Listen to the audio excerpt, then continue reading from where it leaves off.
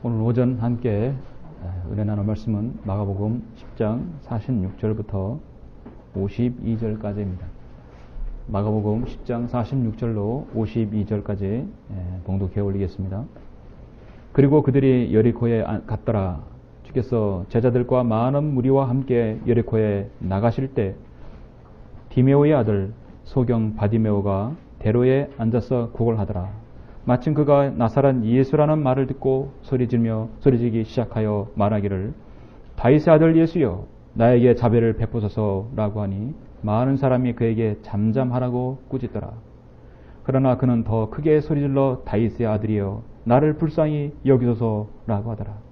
예수께서 멈추어 서서 그를 부르라고 명하시니 제자들이 그 소경을 불러 말하기를 안심하고 일어나라. 주께서 너를 부르신다고 하니 그가 겉옷을 던져버리고 일어나 예수께로 오더라. 예수께서 그에게 대답하여 말씀하시기를 내가 너에게 무엇을 해주기를 원하느냐? 내가 너에게 무엇을 해주기를 원하느냐고 하시니 그 소경이 말씀드리기를 주여 내가 보기를 원하나이다 라고 하더라. 예수께서 그에게 말씀하시기를 가라 내 믿음이 너를 낫게 하였느니라고 하시니 그가 즉시 보게 되고 그 길로 예수를 따르더라. 아멘. 여러분이 사복음서에서 볼 수 있는 신약시대의 구원과 또 헌신을 여러분 한눈에 볼 수 있는 본문입니다. 오늘 오전 설교는 바디메오의 변화된 삶이라는 제목으로 설교를 하고자 합니다. 바디메오의 변화된 삶. 사람의 일생은 언제나 그가 살아가는 환경에 영향을 받죠. 때론 웃을 때가 있고 울 때도 있습니다. 살아가는 삶의 자신의 자리가 참 힘들고 어려울 때가 있습니다. 마음이 아프고 고통과 괴로움을 가지고 살아갈 때도 있습니다. 어떤 때는 삶이 평안하고 즐거울 그런 기쁨의 삶을 누릴 때도 있습니다. 그러나 문제는 우리의 삶의 환경이 우리 마음대로 되지 않는다는 사실이죠. 누구나 편하고 즐겁고 좋은 삶을 원할 것입니다. 그러나 모든 사람들이 그렇게 자신의 뜻대로 되지 않는 것이 문제이죠. 자신의 뜻대로 되지 않는 그런 환경이 사람들은 거기에서 고통을 느끼고 또 절망을 느낍니다. 그래서 어떤 사람은 스스로 목숨을 끊기도 합니다. 그러나 자신이 절망된 삶을 희망으로 바꾼 사람이 있습니다. 그 사람은 단 일생일 때에 기회가 있었습니다. 그 기회를 그는 붙잡은 것이죠. 그 기회를 잡기까지 그에게는 방해도 있을 것이고 창피나 핀잔이나 어떤 그런 방해 요소들이 있었을 것입니다. 그러나 이것이 나의 인생의 마지막 기회라고 한다면 그는 어떠한 방해도 불구하고 그 기회를 잡는다는 사실이죠. 오늘 그러한 아름다운 이야기가 오늘 본문입니다. 우리 자신은 우리 인생에 있어서 좋은 기회들을 여러분 2번 잡았을 것입니다. 첫 번째는 여러분에게 구원이 복음이 여러분에게 주어질 때 여러분 그 기회를 잡았죠. 그리고 바른 말씀인 한국 킹성이 여러분에게 제시되었을 때 여러분은 그것을 또 잡았습니다. 2분의 귀중한 기회를 여러분은 잡은 증인들입니다. 오늘 본문은 교리적으로 어떤 역사적으로 어렵지 않는 본문입니다. 그러나 쉽고도 참으로 감동적인 그런 주님의 세계한 분이라 생각합니다.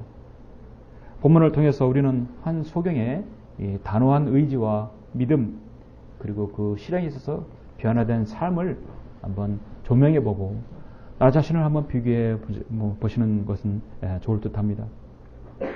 오늘 본문 하나님 말씀을 여러분이 이해하기 위해서 우리가 먼저 주목해야 하는 것은 이 마가복음 10장 이전에 8장 9장은 예수님께서 예루살렘에 들어가셔서 고난 받기로 이미 이제 정해져 있습니다.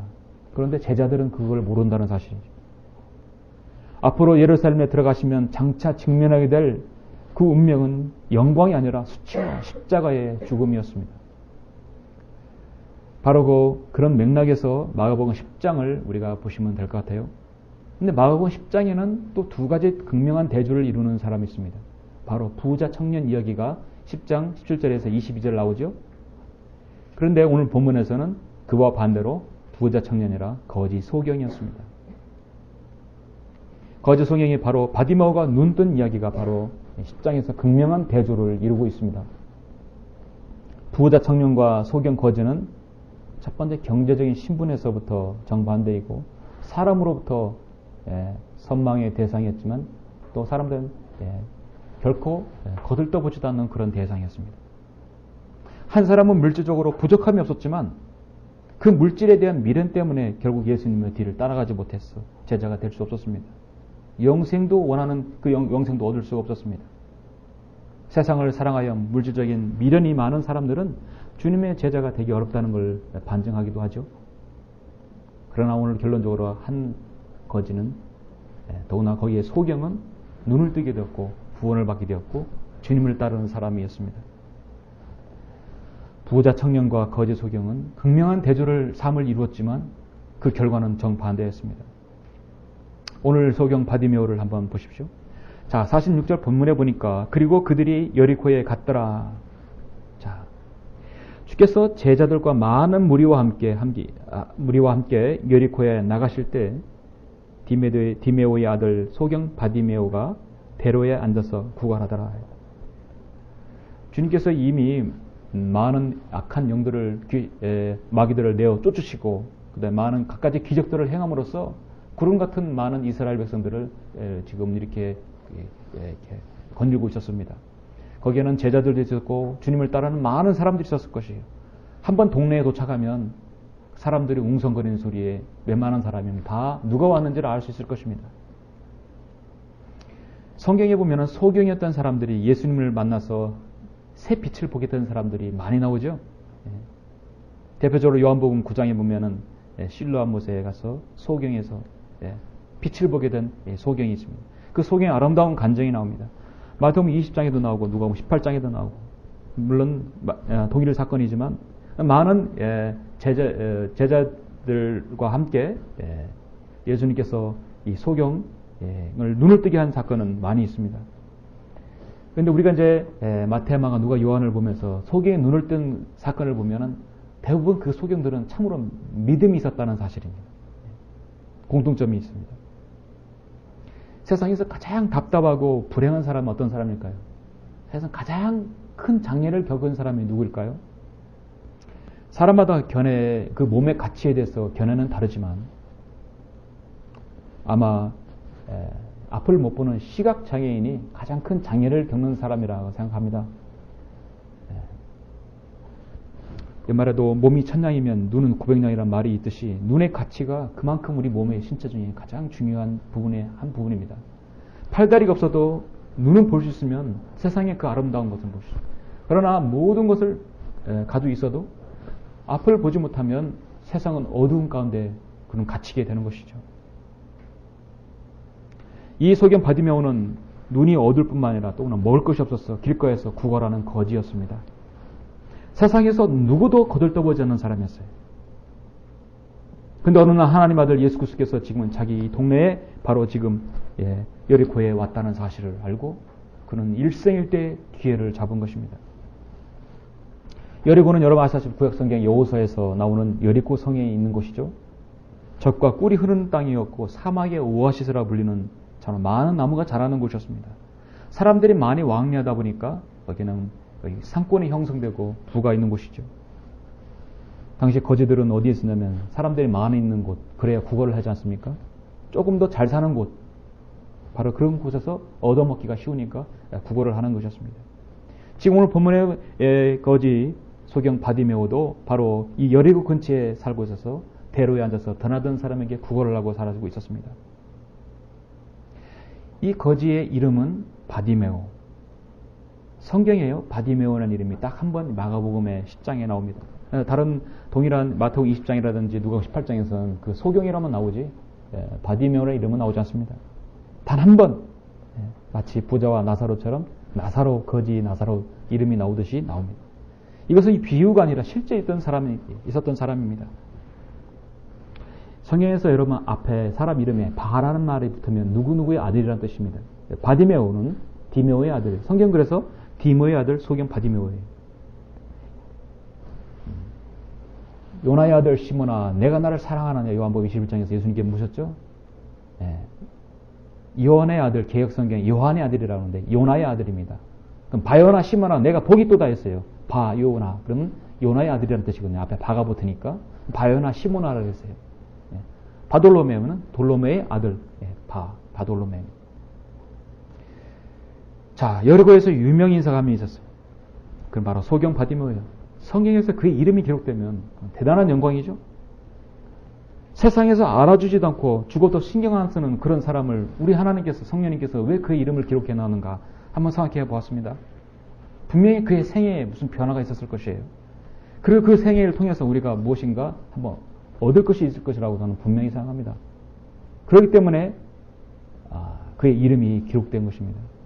나사로를 통해서 우리는 지옥의 실체를 알게 되었죠. 예. 여러분, 바디메오를 통해서 우리 그리스도인의 신약적인 바로 예수님을 만난 변화된 삶을 우리가 볼 수 있을 것입니다. 오늘 본문에서 바디메오의 그 믿음의 단계를 볼 수 있고 그 변화된 단계를 볼 수 있습니다. 본문을 통해서 간단하고 쉽지만 섬김을 볼 수 있고 믿음을 볼 수 있고 변화된 삶을 볼 수 있습니다. 자, 바디메오의 변화된 삶은 무엇이었는가? 오늘 본문에 보고 네 단계로 나누는데 첫 번째는 뭐냐면 소리를 질러서 예수 그리스도를 세웠다는 것입니다. 예수 그리스도를 불렀어요. 자, 이건 첫 번째, 기회를 놓치지 않았다는 사실입니다. 일생일 때의 기회를 놓치지 않았다는 것입니다. 바디메오의 첫 번째 삶은 소리를 질러 예수 그리스도를 세웠습니다.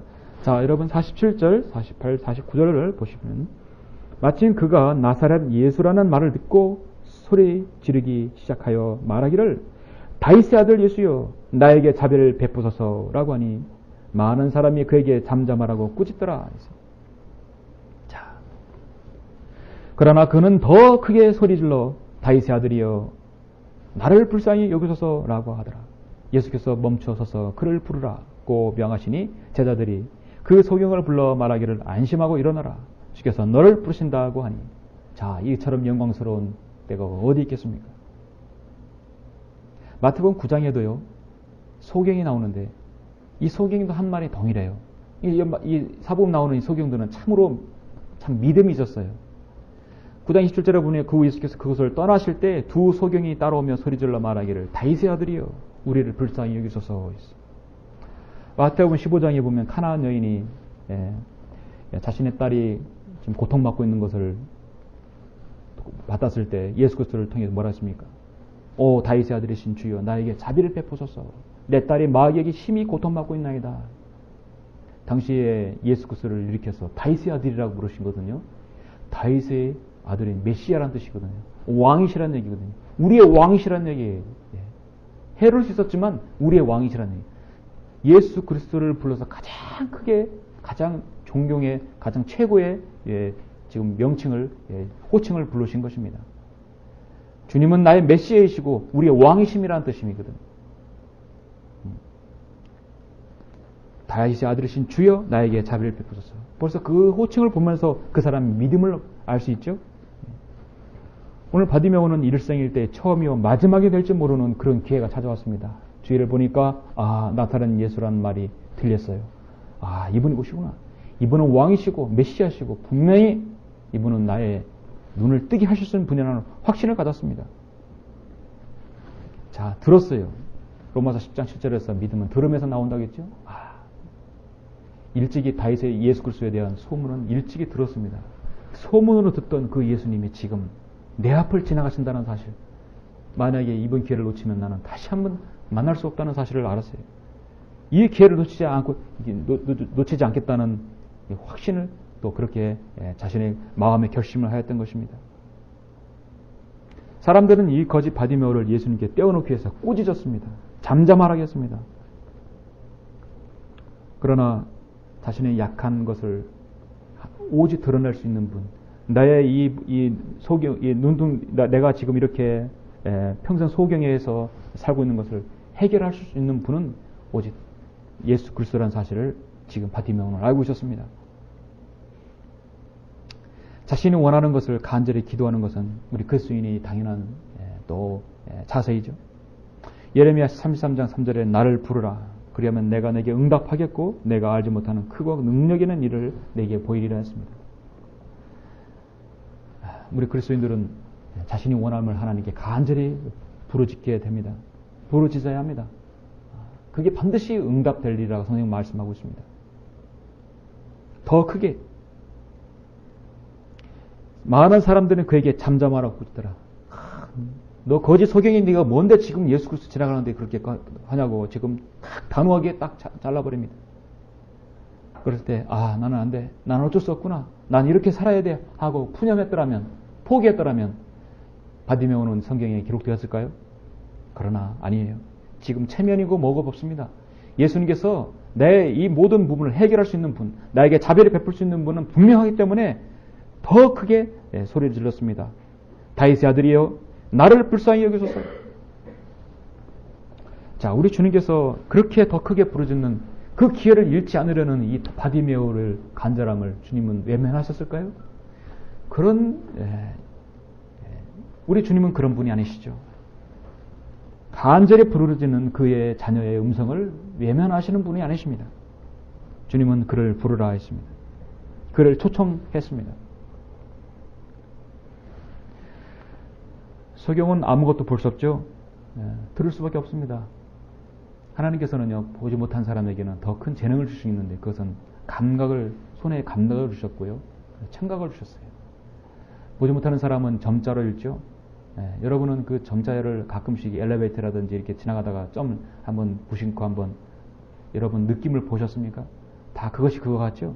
근데 하나님께서는 그 감각을 주셔서 그들이 금방 숫자를 또 문자를 읽을 수 있도록 주셨어요. 또 듣는 귀를 주셨어요. 소경은 귀가 밝습니다.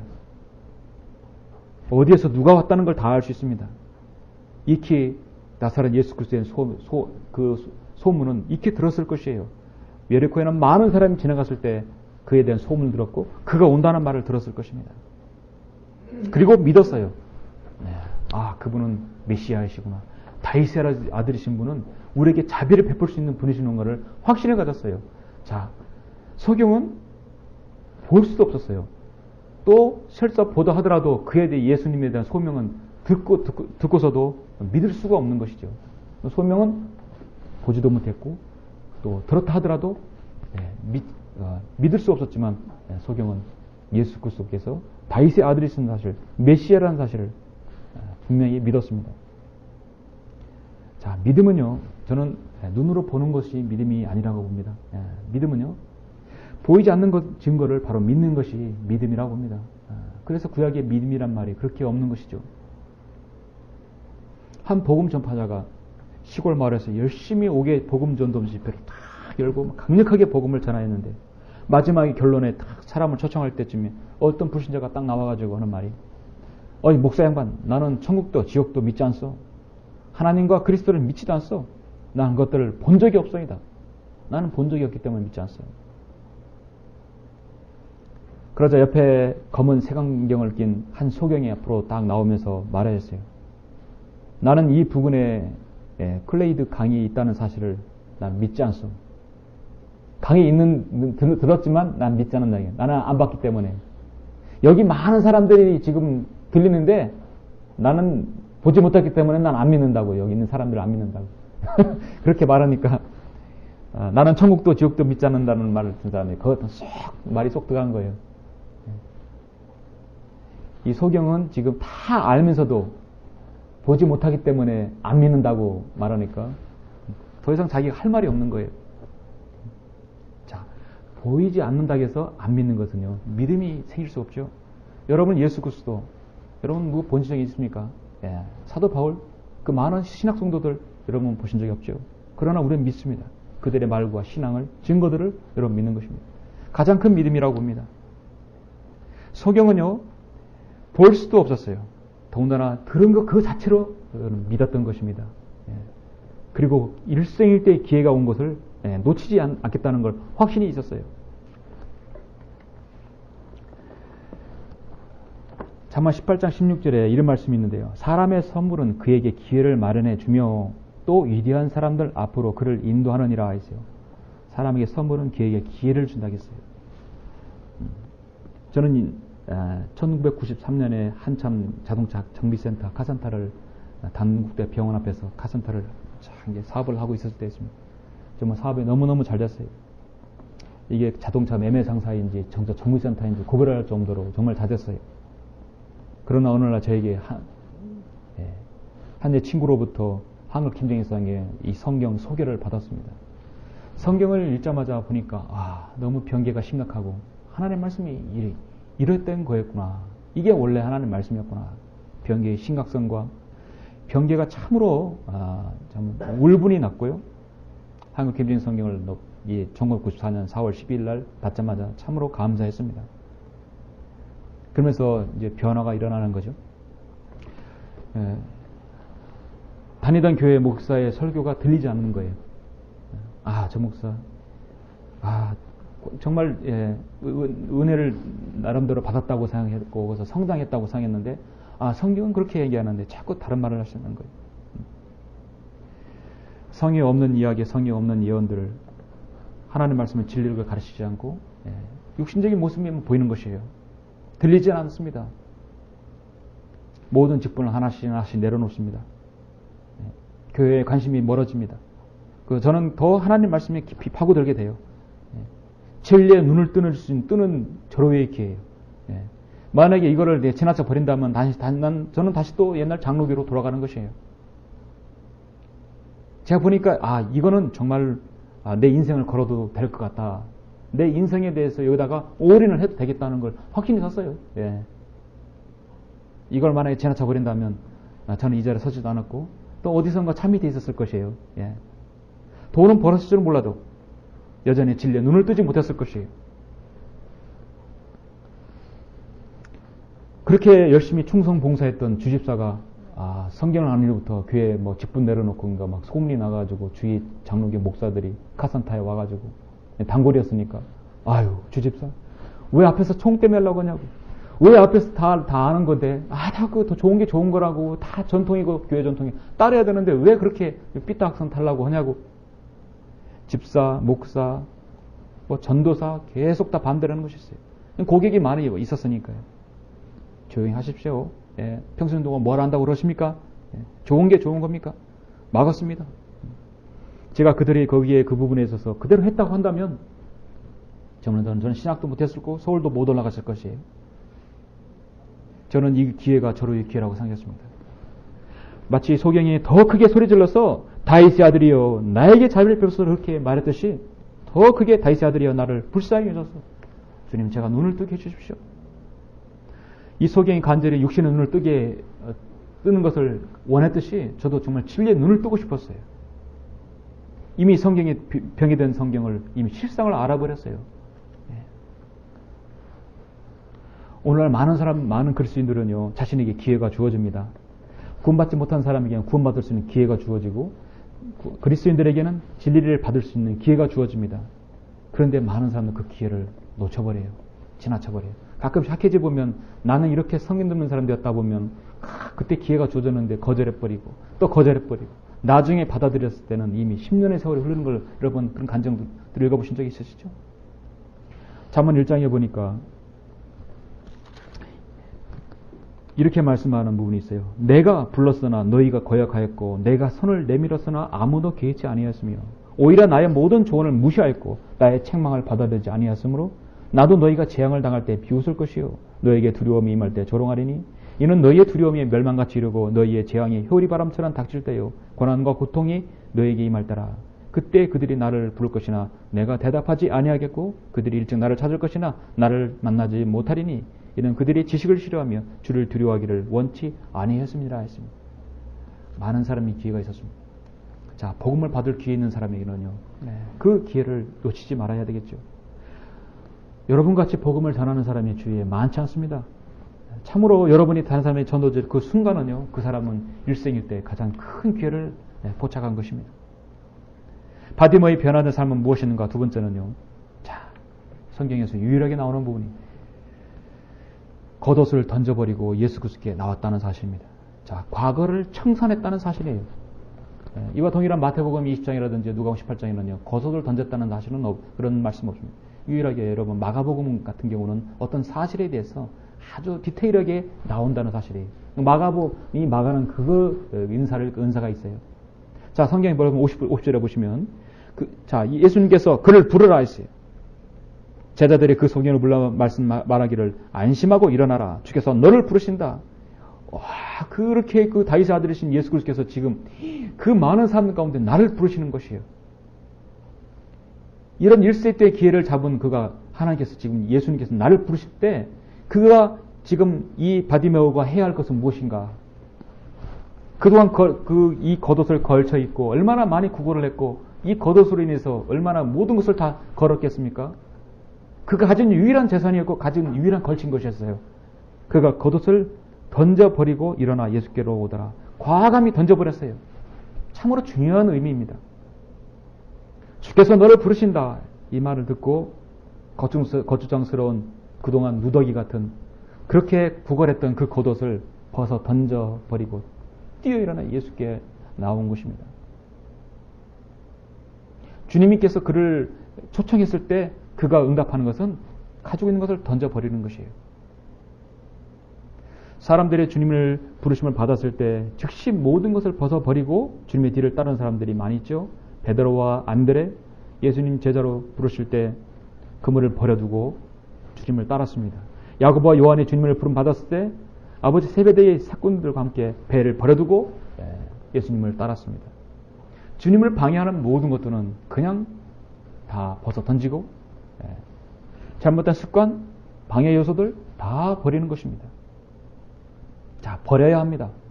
사도 바울은요, 주님을 따르려면, 하나님을 섬기려면 내가 가진 것들은 거추장스러운 것은 버려야 한다고 말씀하고 있습니다. 히브리서 12장 1절에 그러므로 이처럼 많은 구름 같은 증인들이 또한 우리를 둘러싸고 있으니 우리 또한 모든 무거운 것과 쉽게 에워싸는 죄를 벗어버리고 인내로 우리 앞에 놓인 경주를 하자 했습니다. 에베소 4장에 보면 진리가 예수 안에 있는 바와 같이 너희가 그에게서 듣고 또 그에 의해 배웠을진데 이전 행실에 관해서는 기만의 욕망에 따라 썩어진 옛사람을 벗어버리라 했어요. 옛사람을 벗어버리고 너의 생각에 관해서 새롭게 되어 하나님을 따라 의와 참된 거룩함 안에서 창조된 새 사람을 입으라 했습니다. 빌보 3장 7절 8절에서도 그러나 나에게 유익하였던 무엇이나 그리스도를 위하여 다 손실로 여겼느니라. 실로 모든 것을 손실로 여기면 그리스도 예수로 나의 주를 아는 지식이 가장 고상하기 때문이며 내가 그를 위하여 모든 것을 잃어버리고 그것들을 오히려 배설물로 여기면 그리스도를 얻기 위함이라 했습니다. 사도 바울은 예수를 얻기 위해서 자신이 가진 모든 학문, 모든 것은 다 버렸다고 고백하고 있습니다. 무엇인가 새 것을 받으려면 가지고 있는 것을 버려야죠. 우리 안에 있는 그 자신의 여러분 그릇들 담긴 것이 주님 보시기에 더러운 것이고 불결한 것이고 내가 주님을 위해서 따를 때 거추장스러운 것은 버려야 합니다. 그래야 거기 담을 수 있습니다.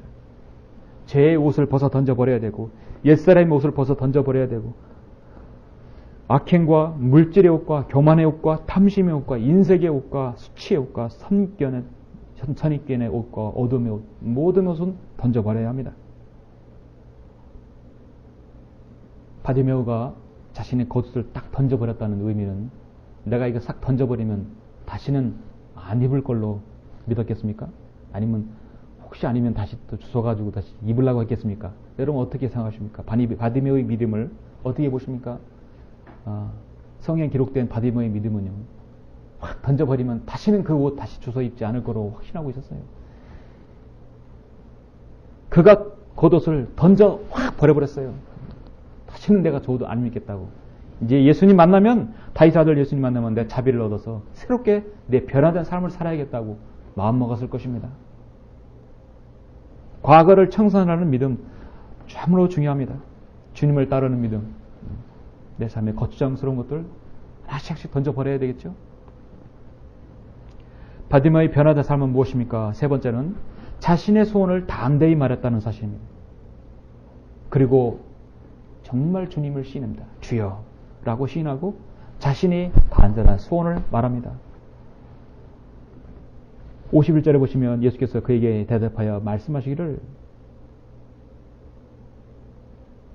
내가 너에게 무엇을 해주기를 원하느냐고 하시니 그 소경이 말씀드리를 주여 내가 보기를 원하나이다. 주여 내가 지금 돈이 필요합니다. 주여 내가 집이 필요합니다. 나에게 이 겉옷 말고 더 좋은 깨끗한 옷을 원합니다. 이 속에 가장 간절한 소원은 무엇입니까?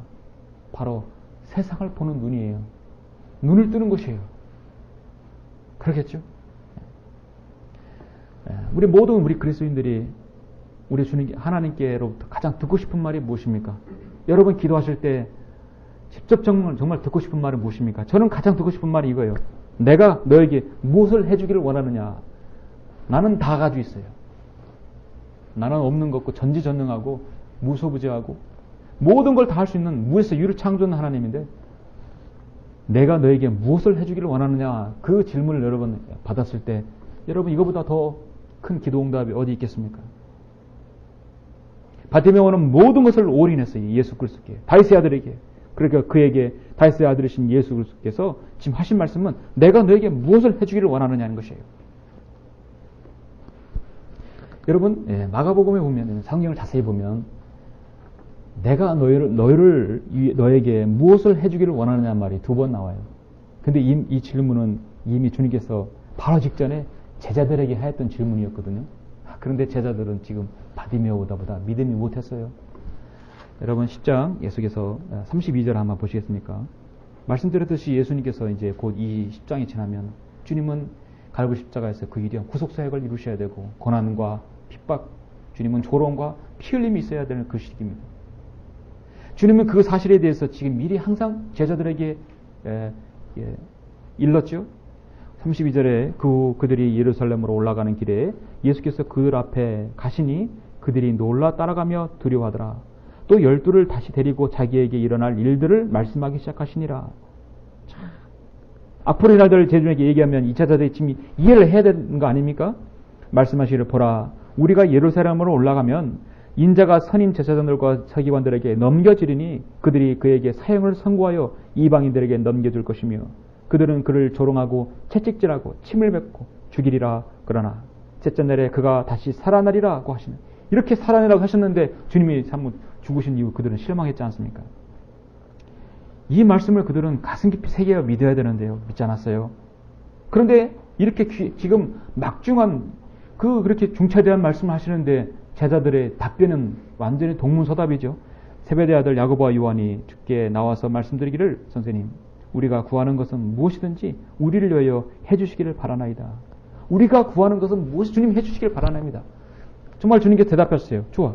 주께서 너 그들에게 말씀하시기를 내가 너희를 위하여 무엇을 해주기를 바라느냐. 내가 지금 너희를 위해서 무엇을 해주기를 바라느냐. 역시 그들의 답변도 참 실망스럽죠. 그들이 말씀드리기를 주님의 영광 가운데서 우리 중에 하나는 주의 오른편에 하나는 왼편에 앉게 해주소서. 야고보와 요한 좌우하게 달라는 것이죠. 너희 가운데 누구든지 크게 되고자 하는 자는 섬기는 자가 되고 너희를 섬기는 자 되고 너희 가운데 누구든지 으뜸이 되고자 하는 자는 너희 사람들이 종이 될지니라고 분명히 43절에 말씀하셨어요. 어떻게 그렇게 자신들을 드러나기를 좋아합니까? 그러나 예수께서 말씀하시기를 38절에서 너희는 너희가 구하는 것을 모르는도다. 내가 마시는 그 잔을 너희가 마실 수 있으며 또 내가 받는 그 침례를 너희가 받을 수 있느냐? 여기까지 했으면 그들은 알아들어야 되는데 그들은 주께 말씀드리기를 우리가 받을 수 있나이다 라고 거짓말했어요. 그리고 다 도망가지 않았습니까? 예수께서 그들에게 말씀하시기를 참으로 내가 마시는 잔은 너희가 마시고 또 내가 받는 침례를 너희가 받으려니와 나의 오른편과 왼편에 있는 것을 내가 주는 것이요 아니요 예배된 자들에게 주실 것이라 했습니다. 주님은 제자들에게 내가 너희를 위해 무엇을 해주기를 바라느냐 했을 때 그들은 오히려 오른편과 왼편에 앉게 해달라고 했습니다. 그러나 오늘 바디메오에게 내가 너에게 무엇을 해주기를 원하느냐 했을 때 그럼 자신의 소원을 얘기했어요. 여러분이 기도하시죠? 기도하실 때 하나님께 가장 듣고 싶은 응답이 무엇입니까? 내가 너에게 무엇을 해주기를 원하냐? 하나님께서 가장 원하시는 기도 응답이죠. 그렇게 했을 때 과연 하나님께서 그에 대한 질문에 대한 우리의 대답도 거기에 부응을 해야 되겠죠? 주님, 제가 영적으로 눈을 뜨길 원합니다.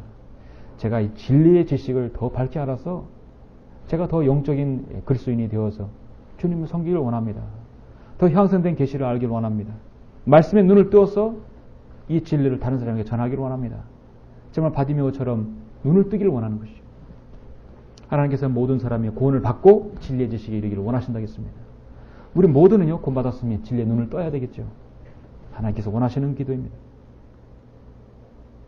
소경했던 바디메오에게 있어서 가장 절실한 소원이 바로 보는 것입니다. 집이나 재물이 아니었고 그가 필요한 것은 모든 것을 볼 수 있는 눈이었습니다. 내가 너를 위하여 무엇을 하여 주기를 원하느냐 했을 때 여러분은 요구하시는 것이 무엇입니까? 지금 여러분 기도하시는 것들이 있죠? 무엇입니까? 너희가 갈망하여도 얻지 못하고 너희가 살인하고 갖고자 열망하여도 얻을 수 없으며 너희가 다투고 싸워도 얻지 못하니 이는 너희가 구하지 않기 때문이라. 구하여도 받지 못하면 너희 정욕에다가 쓰려고 잘못 구하기 때문이라.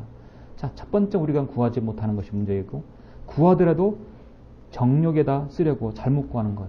자, 우리는 하나님께서 내가 너에게 무엇을 해주기를 원하느냐 했을 때 우리의 답변은 정말 주님께서 원하시는 답변을 해야 되겠죠.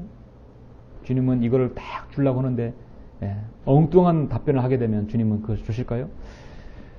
자, 오늘 여러분 각자에게 한번 스스로 한번 자문해 보시길 바랍니다. 바디메오의 변화된 삶. 마지막은 네 번째, 그의 믿음으로 치유받고 그 길로 주님을 따랐다는 사실입니다. 자, 그것은 구원받고 곧바로 헌신하였다는 사실이죠.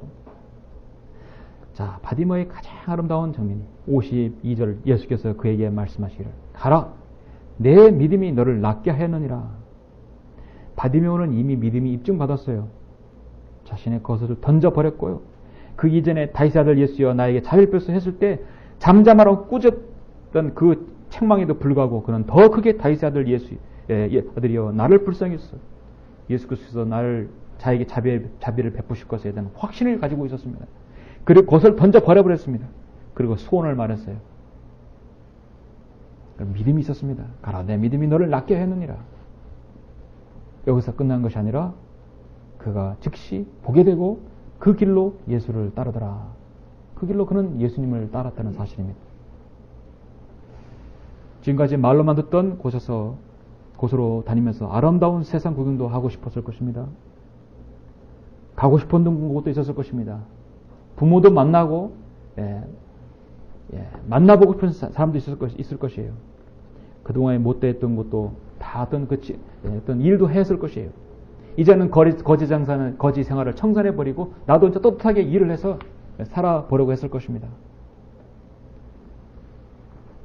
대부분의 모든 사람들은요 아마 그렇게 했을 것이에요. 주님을 따르는 것에서 즉시 순종하지 않았을 것입니다. 그러나 그는 미루지 않았습니다. 마가복음 10장에서 아까 말씀드렸듯이 이 부자인 젊은 관원은요 17절에 보니까 그 주께서 길에 나가시니 어떤 사람이 달려와서 주께 무릎을 꿇고 묻기를 선생님 내가 영생을 상속받으려면 어떻게 하여야 하리까? 예수께서 그에게 말씀하시기를 어째요 내가 나를 선하다고 하느냐 하나님 한 분 외에는 선한 이가 없느니라. 내가 계명들을 아나니 간음하지 말라, 살인하지 말라, 도둑질하지 말라, 거짓 증거하지 말라, 속이지 말라, 내 아버지 어머니를 공경하라 고 하시니 그가 대답하여 말씀드리기를 선생님 이 모든 것은 내가 어려서부터 지켜왔나이다 라고 하더라. 자신은 떳떳하다는 것입니다. 자신은 부가 있었고 눈으로 더 새 사물을 볼 수 있어서 모든 것을 할 수 있었습니다. 그러자 예수께서 그를 쳐다보시고 사랑하시며 그에게 말씀하시기를 그를 참 불쌍히 여겨주신 것이죠. 쳐다보시며 사랑하시며 너에게 한 가지 부족한 것이 있으니 가서 내가 가진 것은 무엇이든지 팔아 가난한 사람들에게 주라. 그리하면 하늘에 있는 보물을 가지게 되리니 그런 후에 와서 십자가를 지고 나를 따르라 하시더라. 가진 것이 풍부한 사람은 십자가를 지고 주님을 따르라 했지만 그는 무엇 때문에요? 그가 많은 재산을 가져서 그것이 아까워서 주님을 따르지 못했습니다.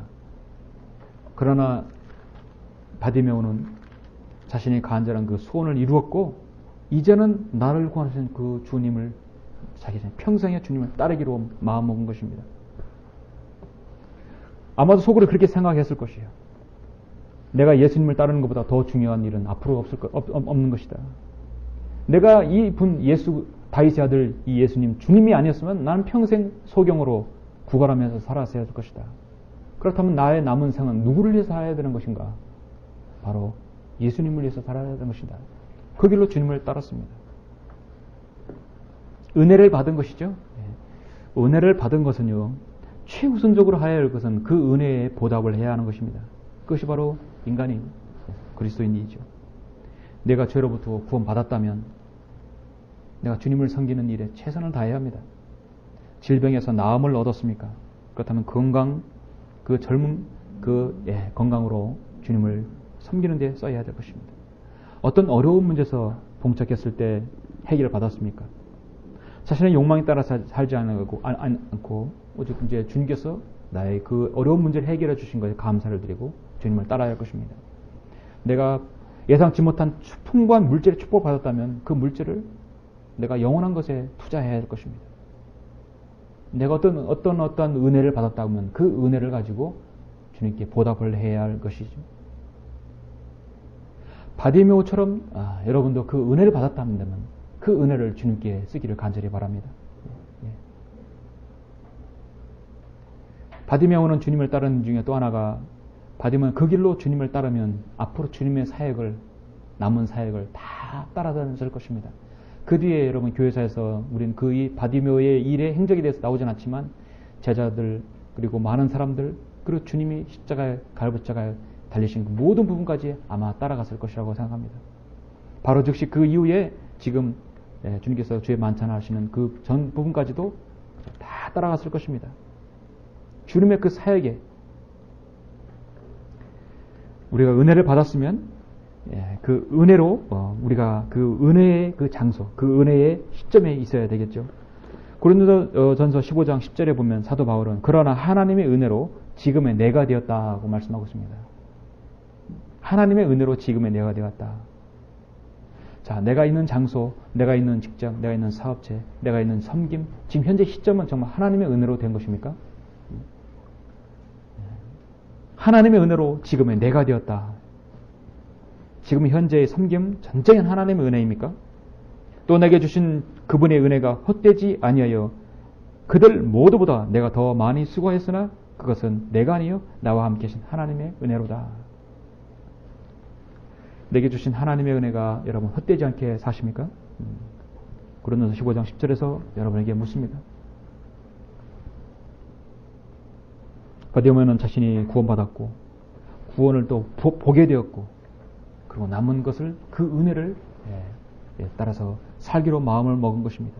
그래서 즉시 그런 머뭇거리지 않고 다른 데 들리지 않고 그 길로 예수를 따르더라 했습니다. 그 길로 정말 바디메오는 서경이 거지였지만 정말 믿음 하나는 정말 오늘 시장식 때 우리가 본받아야 할 믿음을 가지고 있었습니다. 사랑하는 성도 여러분, 오늘 마가복음 10장에서 바디메오가 소경에서 눈을 뜨고 주님을 따르는 아름다운 이야기입니다. 오늘날 신약시대의 구원과 헌신과 그런 그 정확한 구도로의 본을 보여주고 있는 본문인 것입니다.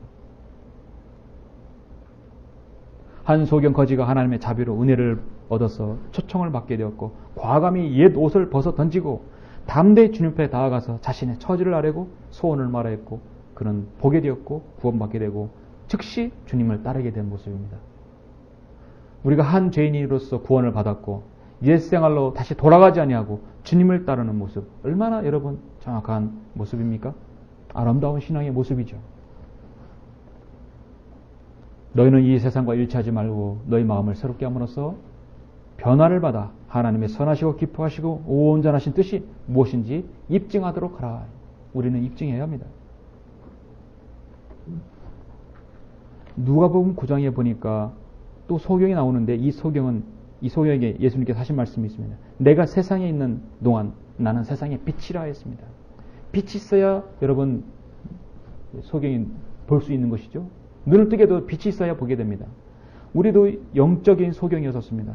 구원은 받았지만 영적인 소경이었을 때 빛을 보게 되었습니다. 진리의 빛으로 인하여 여러분 한국행진선을 통해서 향상된 계시를 보게 되었고 하나님의 경륜을 보게 되었고 앞으로 일어날 그 미래를 우리가 환히 보게 되었던 것입니다.